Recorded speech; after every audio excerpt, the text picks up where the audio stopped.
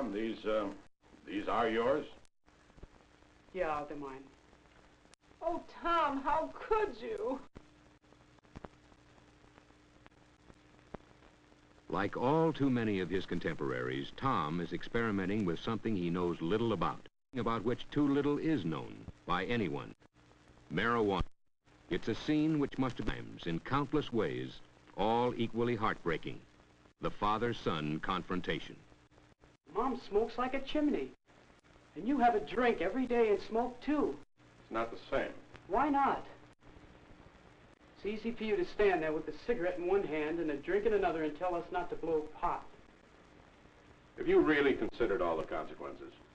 There's not a shred of evidence that marijuana is any worse than nicotine or alcohol. You can get cancer.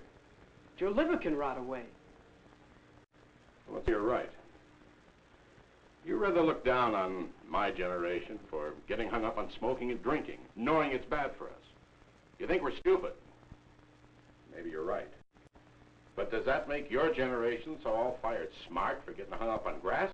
You can be harmed by that, too. Or do you have double standards when it comes to our smoking and drinking and your blowing pot? Pot isn't bad for you. Oh, isn't it? How do you know?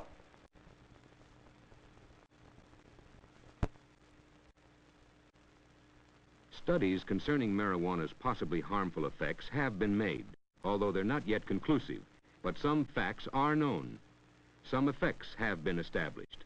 There are apparently few physical manifestations, a reddening of the eyes, lowered body temperature, and a certain inability to coordinate movement. But there are other effects, psychological effects. The marijuana user generally experiences an uncontrollable feeling of hilarity, quite without reason. He exhibits a marked carelessness. His senses and time perception are distorted. He becomes confused, and he displays irresponsibility and poor judgment. And prolonged use may result in a loss of ambitious respect, the induced couldn't-care-less attitude. But grass is not a dangerous drug like heroin. You don't become an addict. May not be physically addictive, but it is habituating. You can come to deep... What it really does is expand your mind. It makes you see things more clearly. It makes you more creative. Really, it does. All the painters and writers, they all say so. Yeah, maybe they do. Anyway, Tom, it is illegal. Every time you blow a marijuana cigarette, you take a chance on blowing your future. Oh, come on, Pop. All my friends smoke pot. They're not criminals. Only because they haven't been caught yet. Two viewpoints, two opinions. But the relationship between Tom and his father is basically a good one. Tom's father believes in his son, and he challenges him, find out the actual facts about smoking grass, the pros and cons, fair and square. Don't hear only what you want to hear. And then if Tom is still honestly convinced there's no harm in doing it, nothing further will be said. Tom agrees. He's only smoked pot occasionally for a few weeks. He's really new to the scene. Well, here, you can start with this. Oh, Pop, come on. Establishment propaganda. Read it anyway. Yeah, sure, later. But I've got a better source of information. Tom seeks the help of his friend, Mac, a couple of years his senior, the boy who first introduced him to pot. Mac thinks Tom's project is real square, but he agrees to get him all the dope. No pun intended. He knows just where to start Tom's education. At a garden pot party held by one of Mac's friends. Smoking grass is a private affair and doesn't harm anybody, he's told. It's a groovy way of relaxing, opening your senses. Tom is most interested in what he sees. These people, most of them college students, are bright and well-adjusted, very sure of themselves and their ability to handle anything. Obviously, they are all able to blow pot occasionally without ill effects. Well, almost all of them.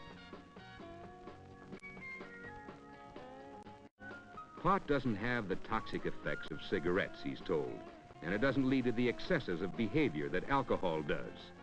Ability to coordinate movement. The negative effects of smoking grass are exaggerated. All it is a neat way to dispel the problems of the day for a little while. Uncontrollable hilarity without reason. Mac has managed to get himself stoned. He has a great idea. He'll take Tom to see someone who can give him the real lowdown, a true expert on the grass scene.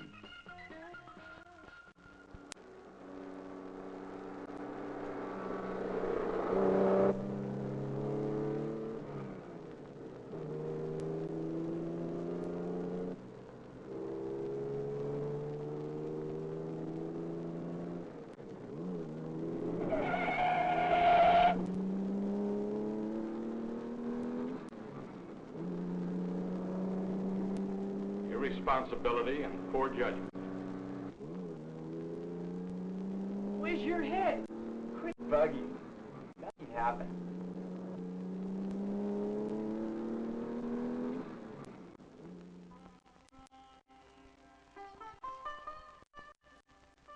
Mac takes Tom to a psychedelic shop, a head shop.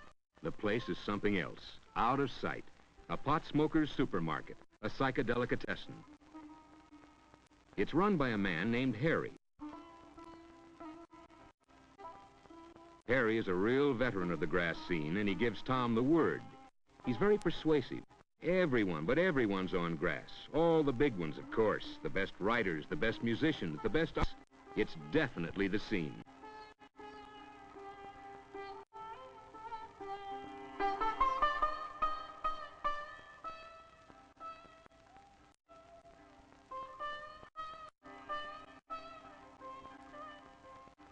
Tom is impressed with the imaginative, creative posters displayed on the wall.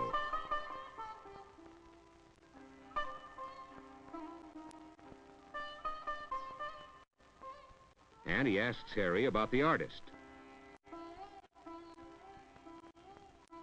But it's Mac again who has the answer.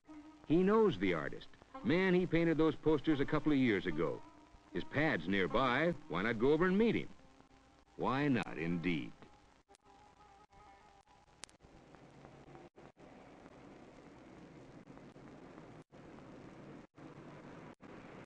Hey, man, got any spare change? Sure. Here.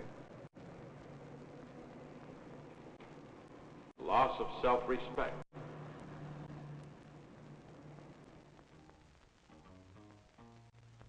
Waco, the artist, is pleased and flattered at the visit and lights up a joint in honor of his visitors.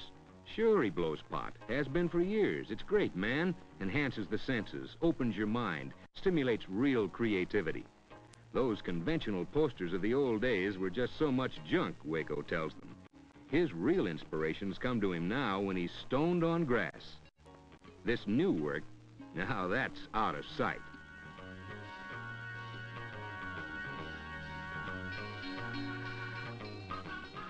They only think they create better things. Waco insists grass is the greatest. That's where real expansion of your mind and talents can be found. Turn on. Tune out of the rat race and its square problems.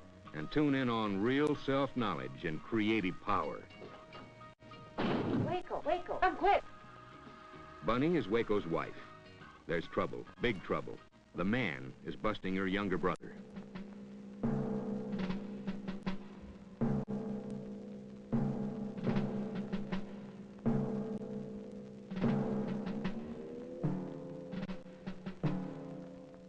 It's grass, all right.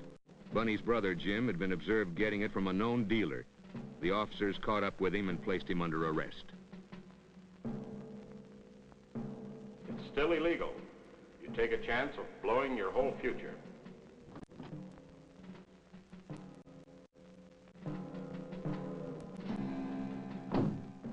Bunny wants to know what the officers are going to do with her brother. The officer explains that Jim and the evidence found will be taken to the police station. She can get all further information there. Tom is impressed with the calm efficiency of the officers and the compassion they show for Bunny. They never lose their cool, even in the face of verbal abuse hurled at them by some of the onlookers.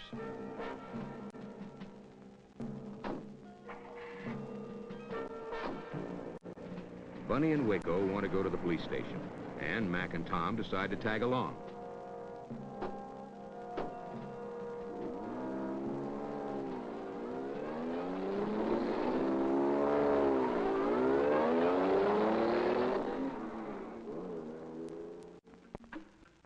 At the police station, while Waco's talking to the desk sergeant, Bunny's worrying about her brother.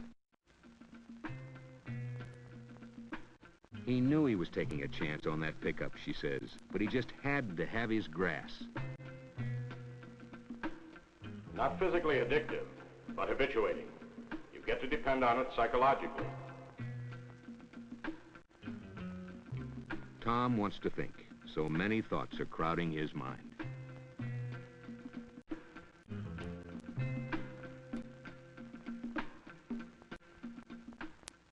Marijuana, cannabis sativa, or Indian hemp, weed, grass, pot. It can become a stimulant or a depressive or an hallucinatory agent, which affects the central nervous system and reacts differently and unpredictably on each individual user, occasionally with disastrous results. Tom has company. A police officer has noticed his interest in the display. Does he have any questions? Well, Tom is out after information, pro and con. What are the facts, he asks. Easily, with friendly informality, the officer speaks to Tom. No lecturing, no sermonizing. Pot smoking, quite apart from being illegal, is a problem. The psychological dependency generated by pot is probably its greatest danger. Plus the fact that so many young smokers who can't cope with the everyday problems of growing up seek an ersatz maturity through it. Kids who get high repeatedly don't want to come down. There's a wholesome abandonment of goals and ambitions. They've found a world where they seemingly have no problems. That's the cruelest hoax of all. Smoking marijuana all too often leads to the use of more dangerous stuff. Take it from one who runs into the young victims of just that every day. Users tend to stick with other users and addicts who can easily get them on harder stuff. Every user is a potential dealer. Some 95% of all heroin addicts started with pot. Not every pot smoker goes on to heroin, of course. A personality factor is undoubtedly largely responsible for that step. Very likely the same personality factor which turned the user on to pot. Yes, organized crime is involved in pushing marijuana. After all, it may well be a first step to real addiction, where the big money is. And every pot smoker indirectly supports big-time narcotics dealers and criminals. These dealers sometimes even get cute. They've been known to mix other drugs in the grass, hoping for a quick and dependable push towards addiction. Not to mention all the other junk and impurities mixed in with the average cut of marijuana. Maybe smoking pot isn't physically harmful to the young occasional user, although this is far from certain. As recently as 1914, heroin was sold over the counter as harmless because its deadly properties were not fully known. But consider this. Both alcohol used in excess and marijuana are equally capable of producing erratic behavior and dependency.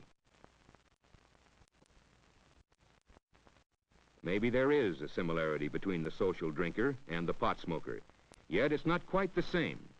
The daily drink may not be the best thing in the world, but a man who takes a drink after his day is done has worked. He has achieved, he has coped, and he wants to relax. Not so the teenage user.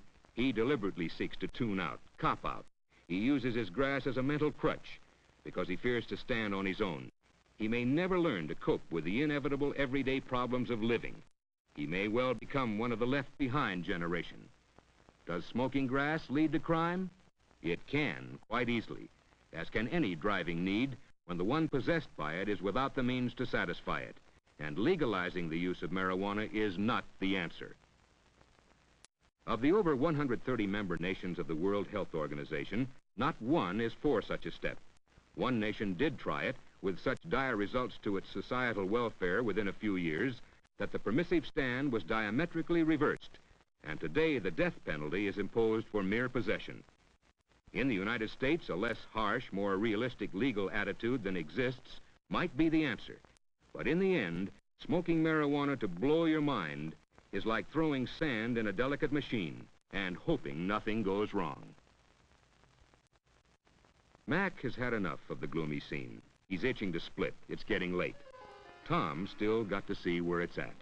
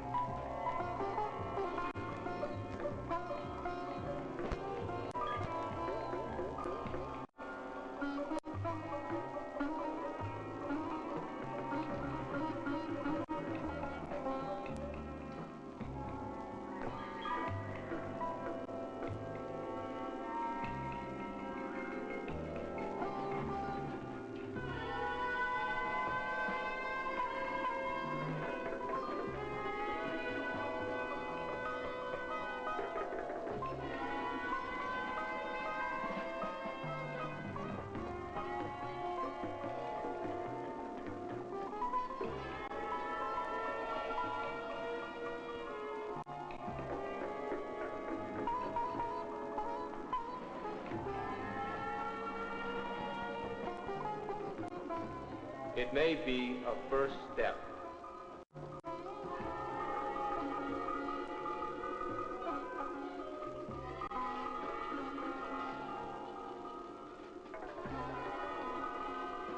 The left behind generation.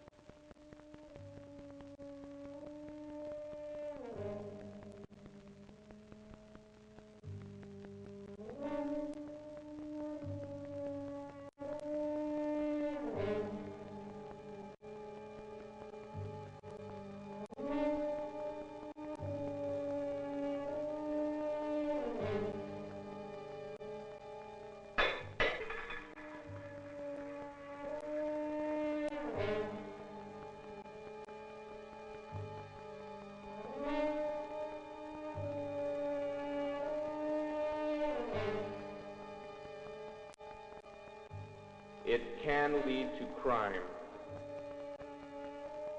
You look like you've got bread, man. Give.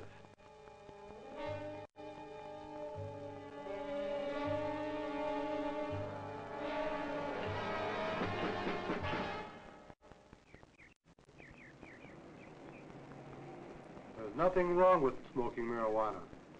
It's no worse than taking a drink. A 20-year study of marijuana smokers in Greece showed a fine personality change and permanent brain deterioration. There are still too many unanswered questions about the effects of smoking marijuana. Exhaustive tests are being made. Let's wait and see.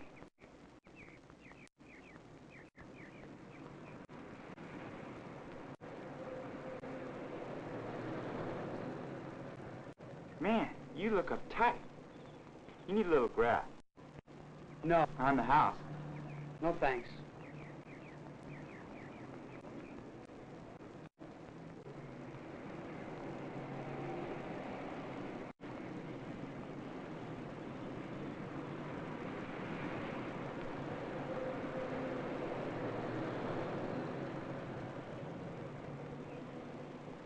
He's just a kid. He's old enough to have a buck. He's old enough to blow pot. Easy money, man.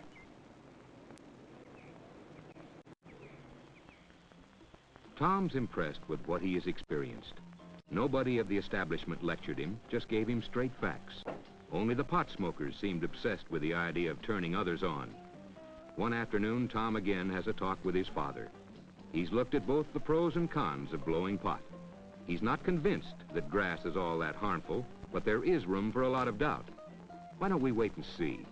There's a lot of testing to be done before we'll know all the facts. We've already got our hang-ups with smoking and drinking. We know the consequences we face doing it. Why add another hang-up by blowing pot? Especially since the full consequences of that are not known. Tom has decided what he'll do. It would be stupid to take a chance. After all, he's no psychological cripple, unable to cope. Who needs a grass crutch? Much better to keep off the grass.